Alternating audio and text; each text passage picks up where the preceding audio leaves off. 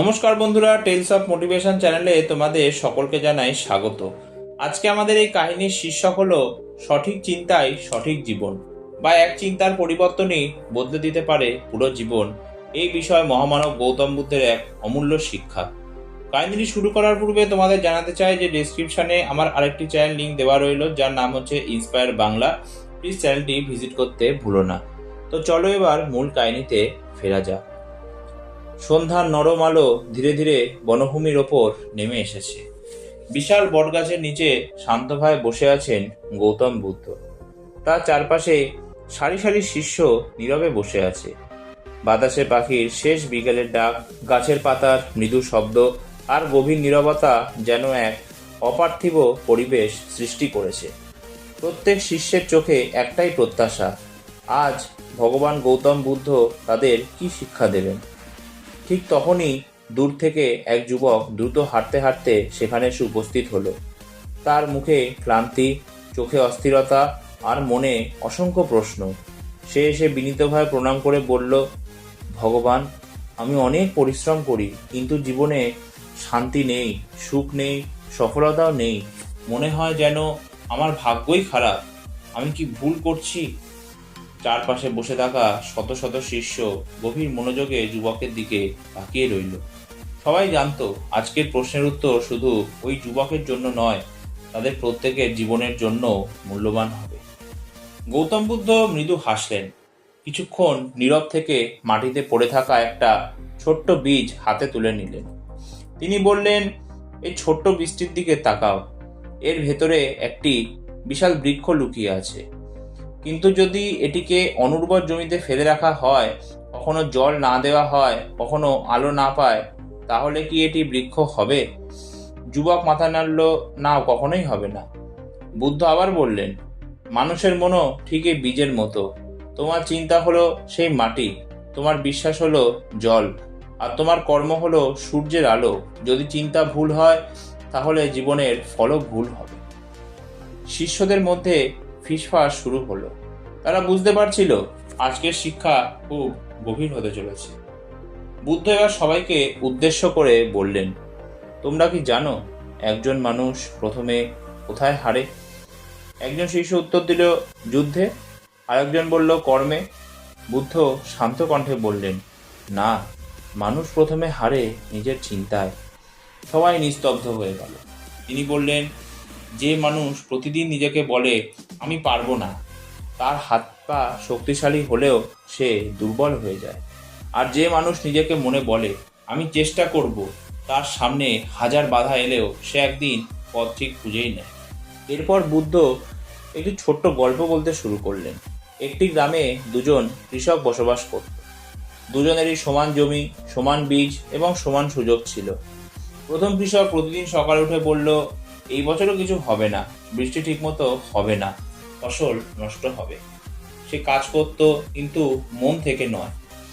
দ্বিতীয় কৃষক প্রতিদিন বলতো, যতক্ষণ আমার হাতে কাজ করার শক্তি আছে ততক্ষণ আশা হারাবো না। সে প্রতিদিন যত্ন নিয়ে জমিতে কাজ করত। কয়েক মাস পরে দেখা গেল প্রথম কৃষকের জমিতে খুব কম ফসল হয়েছে, আর দ্বিতীয় কৃষকের জমি সবুজ শস্যে ভরে গেছে। একজন শিষ্য প্রশ্ন করল, ভগবান, শুধু চিন্তা বদলালে কি সব বদলে যায়? বুদ্ধ বললেন, শুধু চিন্তা নয়, সঠিক চিন্তা সঠিক কর্মের জন্ম নেয়, আর ভুল চিন্তা অলসতা, ভয় আর হতাশার জন্ম দেয়। তিনি আবার বললেন, একটি প্রদীপ অন্ধকারকে তাড়ায়, কিন্তু প্রদীপের আলো জ্বালানোর আগে যদি তুমি শুধু অন্ধকারের কথা ভাবতে থাকো, তাহলে কি আলো আসবে? সব শিষ্য একসঙ্গে বলল, না, ঠিক তেমনই। বুদ্ধ বললেন, যে মানুষ সারাদিন সমস্যার কথাই ভাবে, সে সমাধানের পথ দেখতে পায় না। কিন্তু যে মানুষ সমাধানের কথা ভাবে, তার মনই নতুন পথ তৈরি করে নেয়। যুবক এবার গভীরভাবে চিন্তা করতে লাগলো। সে বলল, তাহলে আমার জীবনের কষ্টের জন্য কি আমার নিজের চিন্তাই দায়ী? বুদ্ধ কোমল কণ্ঠে বললেন, সব কষ্ট নয়, কিন্তু অনেক কষ্টকে আমরা নিজের চিন্তার মাধ্যমে আরো বড় করে তুলি। তিনি একটি পরিষ্কার পাত্রে জল ভরে আনতে বললেন। একজন শিষ্য জল নেড়ে দিল। বুদ্ধ সেই জলে এক মুঠো ধুলো ফেললেন। জল সঙ্গে সঙ্গে ঘোলা হয়ে গেল। তিনি বললেন, এখন কি এই জল পান করা যাবে? সবাই বলল, না ভগবান। বুদ্ধ কিছুক্ষণ অপেক্ষা করলেন। ধীরে ধীরে ধুলো নিচে বসে গেল। জল আবার পরিষ্কার হয়ে উঠল। তিনি বললেন, দেখো, আমি কিছুই করিনি, শুধু অপেক্ষা করেছি। মনও ঠিক তেমনই। যখন নেতিবাচক চিন্তা আসে তখন সঙ্গে সঙ্গে সিদ্ধান্ত নিও না। মনকে শান্ত হতে দাও। শান্ত মনই সঠিক চিন্তার জন্ম দেয়। সব শিষ্য মুগ্ধ হয়ে শুনছিল। বুদ্ধ আবার বললেন, মনে রেখো, পৃথিবীকে বদলানোর আগে নিজের চিন্তাকে বদলাও। কারণ তুমি পৃথিবীকে যেমন দেখো তা অনেকটাই তোমার মনের প্রতিচ্ছবি। একজন প্রবীণ শিষ্য উঠে দাঁড়িয়ে বলল, ভগবান, সঠিক চিন্তা গড়ে তোলার উপায় কি? বুদ্ধ ধীরে ধীরে উত্তর দিলেন, প্রথমত, প্রতিদিন নিজের মনে ভালো কথা বলো। দ্বিতীয়ত, যাদের সঙ্গে থাকো তারা যেন তোমার মনকে উন্নত করে। তৃতীয়ত, অন্যের সাফল্যে ঈর্ষা নয়, অনুপ্রেরণা খুঁজে নাও। চতুর্থত, প্রতিটি ব্যর্থতাকে শিক্ষক হিসাবে গ্রহণ করো। আর পঞ্চমত, প্রতিদিন কিছু সময় নীরব থেকে নিজের মনকে পর্যবেক্ষণ করো। চারপাশে বসে থাকা অসংখ্য শিষ্য গভীর শ্রদ্ধায় মাথা নত করল। যুবকের চোখে তখন নতুন আলো। সে বলল, আজ বুঝতে পারলাম আমি সারা জীবন ভাগ্যকে বদলাতে চেয়েছি, কিন্তু নিজের চিন্তাকে বদলানোর চেষ্টা করিনি। বুদ্ধ মৃদু হেসে বললেন, যে নিজের চিন্তাকে জয় করতে পারে সে নিজের জীবনকেও জয় করতে পারে। সূর্য তখন পশ্চিম আকাশে ডুবে যাচ্ছে। সোনালি আলো বটগাছের পাতার ফাঁক দিয়ে শিষ্যদের মুখে পড়ছে। সবাই নীরবে বসে আছে, কিন্তু তাদের ভিতরে যেন এক নতুন আলো জন্ম হয়েছে। সেদিনের সেই শিক্ষা শুধু উপস্থিত শিষ্যদের মধ্যে সীমাবদ্ধ থাকেনি। বহু বছর ধরে সেই বাণী মানুষের হৃদয়ে ছড়িয়ে পড়েছে। সঠিক চিন্তাই সঠিক জীবনের ভিত্তি। কারণ প্রতিটা কর্মের জন্ম হয় চিন্তা থেকে, আর প্রতিটা ভবিষ্যতের শুরু হয় আজকের একটি সঠিক ভাবনা থেকে।